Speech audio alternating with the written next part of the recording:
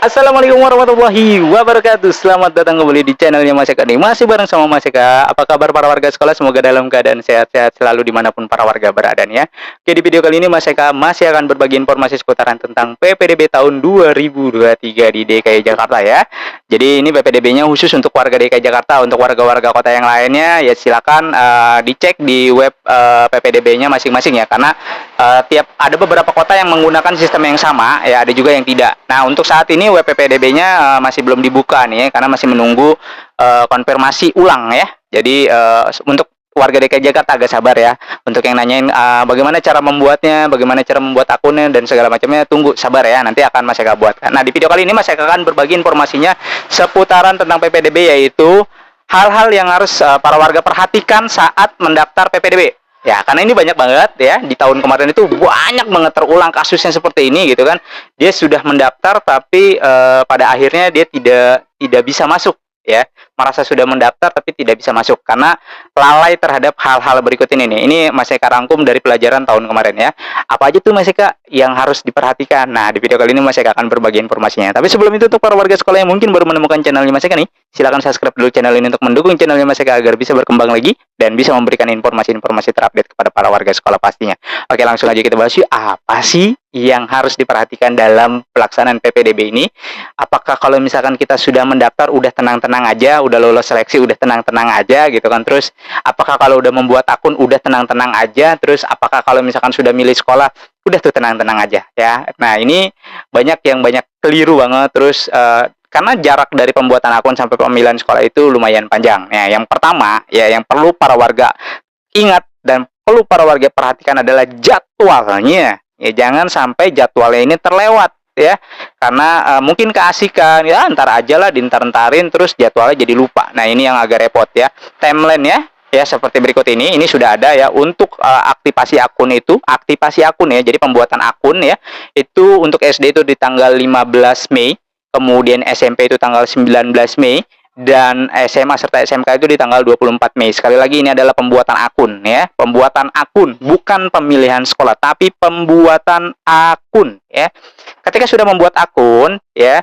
Nah, ini kan banyak nih yang nanya, Mas Eka, apakah membuat akun itu harus ke sekolah? Tidak ya. Jadi PPDB ini memang didesain atau diciptakan memang untuk mandiri gitu kan, bukan untuk sekolah yang memilih atau membuatkan, bukan gitu. Karena udah beberapa tahun yang lalu ya udah orang tuanya sendiri yang membuat gitu, karena memang ini fungsinya memang buat orang tua, bukan buat sekolah gitu. Sekolah hanya sebagai posko ya. Ketika mengalami kesulitan, ada kendala, sekolah pun tidak wajib untuk melakukan pemilihan sekolah ya. Jadi kalau misalkan Mas Eka sistemnya, kalau di tempatnya Mas Eka nih, nggak tahu di tempat-tempat yang lain ya, ketika ada yang datang ke posko itu kita tidak mana sini kita yang ketikin dan segala macam, enggak, tapi handphonenya tolong dikeluarkan, atau laptopnya mungkin bawa. Kalau misalkan bawa mungkin handphone ya, rata-rata kan sudah pada smartphone semua ya. Handphonenya buka, wifi-nya kita kasih, kalau memang nggak ada paket ya, wifi-nya kita kasih. Kemudian silakan masukkan web PPDB-nya, buka web PPDB-nya. Misalkan dia belum punya akun gitu ya, nah mau buat, kita arahin ya, bukan kita yang membuatkan tapi kita arahin. Walaupun dia membawa berkas-berkasnya, tapi ayo buka handphonenya. Jadi pulang dari posko dia membawa ilmu gitu kan, bukan nih udah nih tolong buatin lah sekolah lah, udah repot lah saya gitu kan. Nggak seperti itu ya.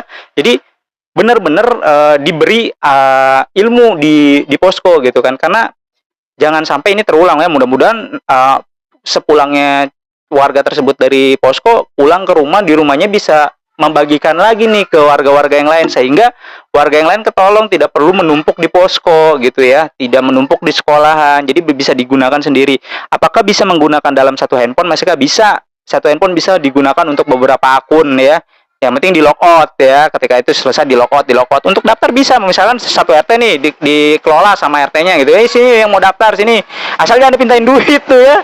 Jangan mentang-mentang kesempatan dalam kesempitan ya. Dipintain lah segala macam. Wah, hitung-hitung tenaga, di warnet juga bayar ya. Itu silakanlah dibebaskan. Yang penting kalau di sekolahan pure tidak ada pungutan apapun ya. Jadi PPDB ini sifatnya gratis ya. Nah, jadi memang ditujukan untuk mandiri ya, bisa menggunakan handphone. Jadi pada saat pembuatan akun tersebut ya nanti para warga yang membuat ya. Kemudian yang kedua itu adalah para warga ketika sudah mendaftar ya, terutama yang di warnet itu wajib di print. Jadi nanti kan di daftar tuh yang menggunakan handphone itu nanti dapat token. Nah, token itu di screenshot ataupun kalau misalkan mau langsung diaktifasi gitu ya, langsung pakai passwordnya diganti, itu passwordnya dicatat, tokennya dicatat, nomor pesertanya dicatat atau di screenshot aja hasilnya, di screenshot, disimpan atau di print ya. Nah nanti pada saat pelaksanaan pemilihan sekolah ya sesuai dengan jalurnya masing-masing, di jenjangnya masing-masing itu digunakan. Nah ini yuk banyak kan tahun kemarin itu lupa ya, sudah melakukan aktivasi kemudian nggak ada nih berkasnya ya, mungkin di warnet nggak di print ataupun tidak di screenshot ataupun tidak disimpan, sehingga nomor pendaftarannya nggak ada, udah bingung dah ya kan. Mulai pemilihan sekolah udah panik dah deh. Jadi yang pertama tadi pembuatan akun perlu dicatat tanggalnya. Terus yang kedua ya kan, setelah membuat akun ya itu disimpan. Nah yang ketiga yang nggak kalah penting adalah siapkan juga berkas-berkasnya ya. Berkasnya apa aja Mas Eka? Untuk yang di SD itu berkasnya yaitu KK dan akte ya, siapkan kartu keluarganya. Nah ini banyak yang bertanya, Mas Eka kalau misalkan menggunakan domisili bisa nggak? Saya kartu keluarganya Jakarta Selatan, tapi saya tinggalnya di Jakarta Barat. Apakah saya bisa anaknya bersekolah di Jakarta Barat karena saya tinggalnya di Jakarta Barat, walaupun kartu keluarga saya di Jakarta Selatan? Apakah bisa? Ya nanti ya Mas Eka bingung jawab ini. Secara aturan itu tidak bisa. Jujur itu secara aturan pasti tidak akan bisa. Karena apa? Jakarta Selatan dengan Jakarta Barat itu tidak ada yang berarsiran. Ya, karena bedanya jauh ya, selatan di bawah, barat ada di atas ya kan. Itu pasti tidak ada arsiran, tidak ada sekolah yang perbatasan ya. Kalau di Jakarta Barat dengan Jakarta Utara itu ada perbatasan, kayak wilayah Kapuk ya. Kapuk yang seberang itu Kapuk Muara, yang depannya itu Kapuk Cengkareng. Nah itu cuma dibelah oleh garis, dibelah oleh jalan aja. Ke kiri itu Jakarta Barat, ke kanan itu Jakarta Utara. Nah sekolah yang di Jakarta Utara ada yang masuk zonanya di Jakarta Barat. Ya, bahkan zona 1 ya. Jadi tergantung dari wilayahnya. Kalau misalkan seperti itu Jakarta Selatan, Jakarta Barat kalau tidak ada arsiran tidak bisa. Terus apakah bisa menggunakan surat domisili? Kalau di aturannya tidak bisa. Karena nanti yang dipakai adalah kartu keluarga bukan domisili. Itu yang jadi yang tahun kemarin seperti itu ya. Apakah tahun ini bisa? Sampai dengan saat ini masih belum ada aturannya ya yang menyatakan memang bisa gitu kan. Mudah-mudahan sih bisa gitu, tapi kita masih menunggu konfirmasi dari dinas ya, sosialisasi dari dinas. Kalau menggunakan, karena kan kabarnya ini masih menggunakan juknis yang lama ya, masih menggunakan juknis tahun 2022 ya, berarti kalau menggunakan juknis 2022 atau aturan yang lama berarti masih sama dengan aturan yang kemarin yang tahun 2022 ya, jadi tidak bisa.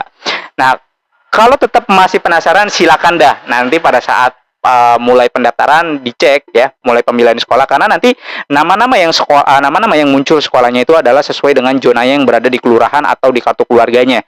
Kalau kartu keluarga Jakarta Selatan, kelurahannya kelurahan A, kecamatannya B, maka dia yang muncul sekolahnya itu hanya ada di ruang lingkup kecamatan B atau di kelurahan A ya, tidak bisa loncat kemana-mana. Tapi kalau misalkan kayak tadi perbatasan tuh ya yang sudah Mas Eka jelaskan di video sebelumnya itu ya, yang untuk cara melihat zonasi. Karena kan ada yang bilang kayak begini, saya bisa kok, saya kartu keluarga saya Jakarta Timur, tapi saya sekolah di Jakarta Utara. Mas Eka bohong nih, bisa saya.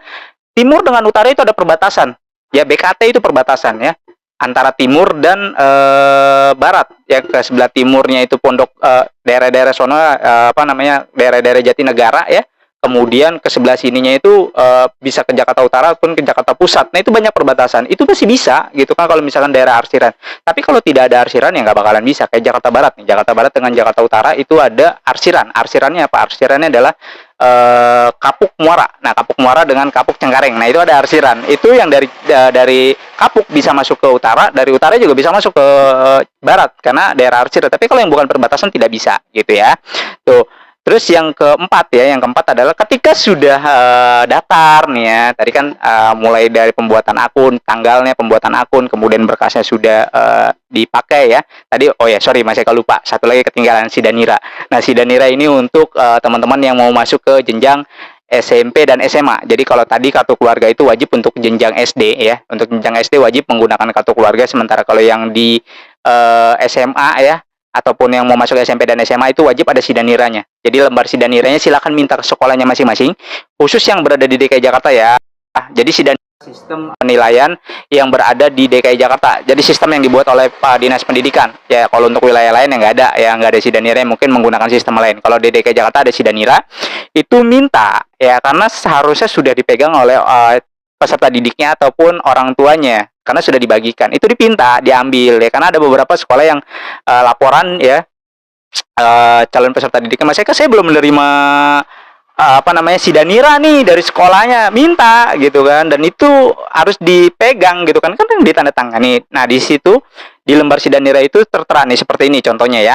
Jadi ini adalah lembar Sidanira untuk SD, yang SMP juga mungkin sama demikian ya. Di situ juga ada nilai-nilainya, kemudian ada dapat prestasi atau tidak, di situ ada tertera ya. Kalau misalkan nggak ada dapat prestasi ya udah berarti di situ tidak ada. Lampirannya seperti ini bentuk Sidaniranya seperti itu ya.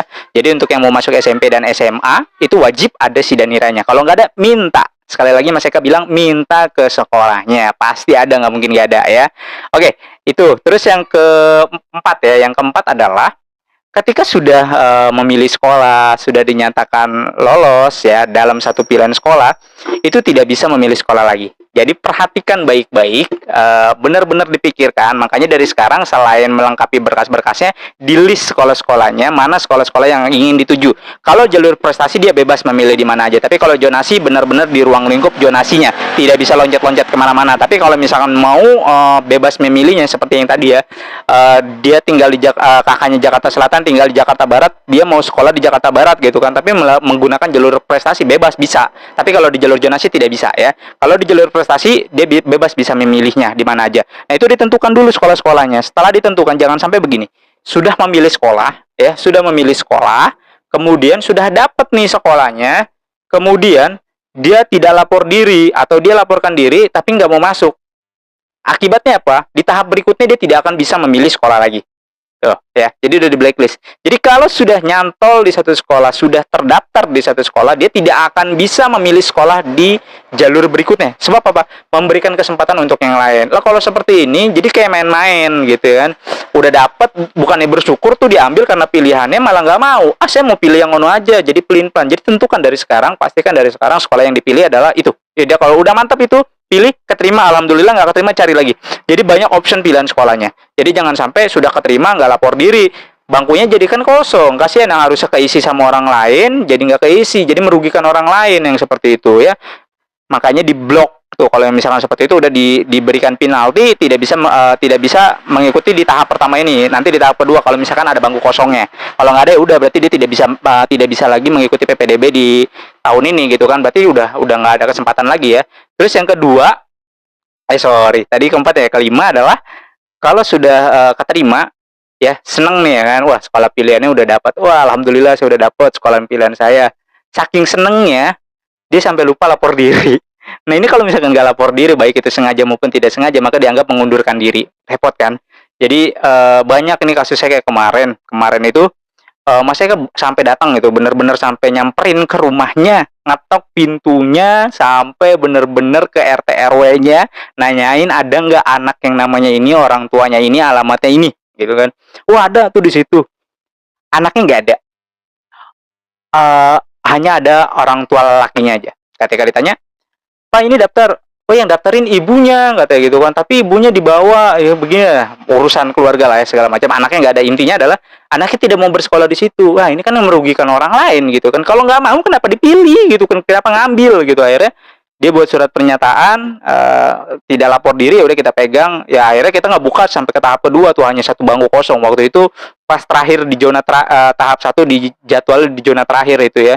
Jadi ya jadi nambah panjang, cuma buka satu doang waktu itu ya. Nah ini makanya kalau misalkan itu jangan sampai nggak lapor diri, pastikan benar-benar kalau sudah keterima lapor diri. Terus ya, Mas Eka ingatkan sekali lagi, pada saat nanti pengisian data ya, nih ini banyak banget terjadi. Kalau yang di wali itu isi nama ibu aja, jangan nama bapak, karena nanti pada saat dimigrasi ke Dapodik itu banyak yang error, banyak yang salah gitu kan. Nama bapaknya jadi nama ibunya diisi nama bapaknya gitu ke kunci. Jadi nanti pada saat pengisian wali nama ibu aja yang diisi ya. Nama ibu aja diisi pada saat isi POM tuh ya, jangan nama orang tua lakinya tapi nama ibu aja, karena nanti pada saat penarikan ke Dapodiknya atau diinjek ke Dapodiknya itu nama itu langsung terkunci ya, nama ibunya gitu kan, walaupun diisi nama bapak tapi masuk pasti nama ibu di situ ya. Jadi isi dengan nama ibu aja. Terus nomor telepon, pastikan nomor teleponnya itu benar-benar nomor telepon yang aktif ya tolong nomor teleponnya aktif, jangan sampai nggak aktif karena lucu. Iya nomor teleponnya aktif. Nah terus pas kita hubungin gitu kan, halo ini dengan saya Pak Eka gitu kan, atau Mas Eka dari sekolah ini ingin mengkonfirmasi gitu kan, segera lapor diri karena akan ditutup. Wah ini dari sekolah apa dari mana nih, bohong nih gitu kan, saya nggak merasa lapor ke situ, ini nggak tahu nih siapa. Jadi apa ya, jadi lucu gitu kan, harusnya nomornya itu aktif, dihubungin ya responnya bagus gitu. Ini malah nanya, emang saya daftar PPDB ya, nggak tahu itu nomor siapa yang dikasih. Jadi bener-bener nomornya itu aktif. Terus kalau misalkan dipilihkan dari warnet ya, ini hati-hati banget ya para warga, Mas Eka ingatkan wanti-wanti, karena banyak kemarin-kemarin itu banyak yang dipilihin gitu karena mungkin keterbatasan pengetahuannya para warga ya, informasinya juga terbatas mungkin ya. Ini banyak yang dipilihin ngasal-ngasal milihnya. Kayak misalkan mau milih di Grogol Jakarta Barat, ternyata dia ngambilnya malah di Grogol Jakarta Selatan. Nah, otomatis kan merugikan tuh ya. Makanya kalau pilih sekolah, Mas Eka sarankan wajib sendiri, jangan dipilihin oleh pihak ketiga atau pihak kedua. Jangan pilih sendiri menggunakan handphone. Kalau tidak tahu atau mengalami kendala ataupun bingung, tanya ke yang sudah melakukan pendaftaran. Ataupun kalau misalkan masih ragu banget, silakan datang ke posko ya, bawa handphonenya, minta tolong diajarkan atau minta diarahkan ya. Sekali lagi, untuk memilih sekolah ini sangat-sangat riskan banget. Takutnya apa? Takutnya ada salah pemilihan. Sekolah pun tidak berhak atau tidak mempunyai kewajiban untuk memilihkan sekolahnya gitu kan. Ketika datang nih ke sekolah nih, Pak, saya misalkan ke sekolah A nih, tapi sekolah A itu nggak dipilih nih sama si calon peserta didik ini. Pak, saya mau sekolah B, C, D gitu kan, tolong ini dong arahin gitu. Ya itu sekolah wajib memberitahu informasinya walaupun tidak memilih sekolah dia gitu kan. Jangan sekolah kita dulu dong diisi gitu kan, gimana sih datangnya ke sekolah kita tapi ngisinya sekolah lain. Enggak ya, arahkan seperti itu. Bisa nanti sekolah tidak punya kewajiban untuk memilihkan. Karena apa? Yang udah-udah ya banyak yang teman-teman itu sebelum Covid itu di tahun 2018 2017 itu banyak teman-teman dari sekolah itu banyak yang di BAP karena ada kesalahan pemilihan sekolah ya. Sekolah yang itu dikumpulin formulir, kemudian sekolah yang waduh itu sekolah berat banget gitu ya, sampai didatengin sama pengacara, bawa-bawa pengacara. Tuh banyak banget kasusnya seperti itu. Makanya sekarang dilemparkan ke atau diberikan kebebasan kepada orang tua muridnya masing-masing atau ke calon peserta didiknya masing-masing untuk memilih sekolahnya masing-masing ya. Nah itu ya, jadi kalau misalkan udah